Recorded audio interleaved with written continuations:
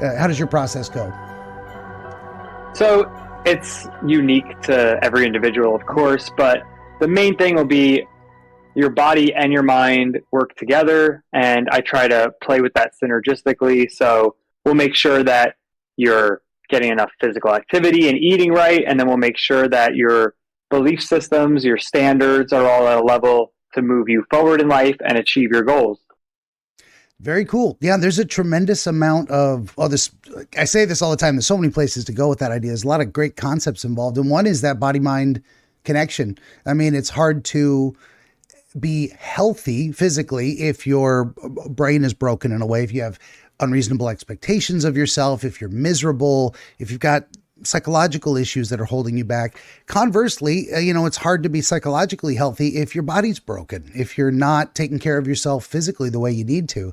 It's a great foundation to address those two. But I found Exactly. there's a lot of psychology in the whole coaching genre, so to speak. You got to really kind of work with people, and definitely on that personal level. Yeah. I mean, I might have taken a couple of psychology classes in college, but I'm not like anything major psychology or anything. Yeah. No, and a lot of these principles are things that it's interesting because I don't consider the fact that I have a degree to mean anything necessarily. I don't look at a piece of paper as significant.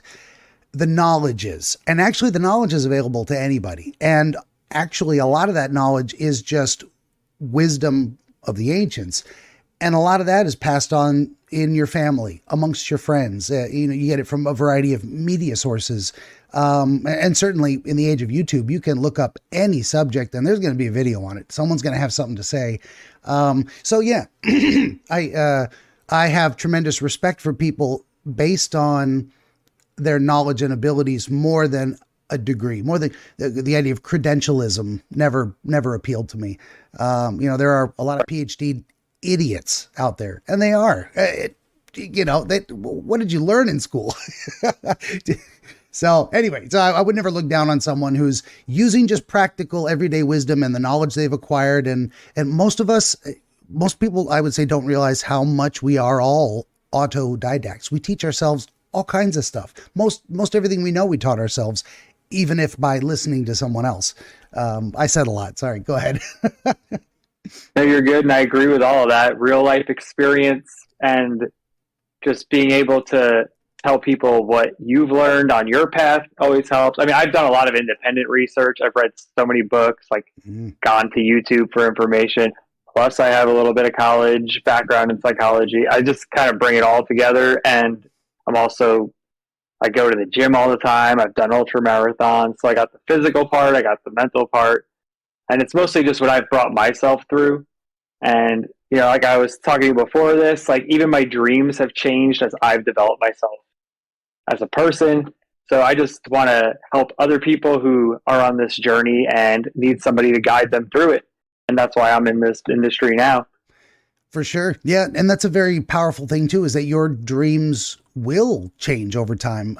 You're definitely not going to have the same dreams at 35 that you had at 13. Your life is different. Your circumstances are different. Your concept of the world changes. You've had more exposure to different types of experiences that crystallize themselves into iconic imagery of how you understand something.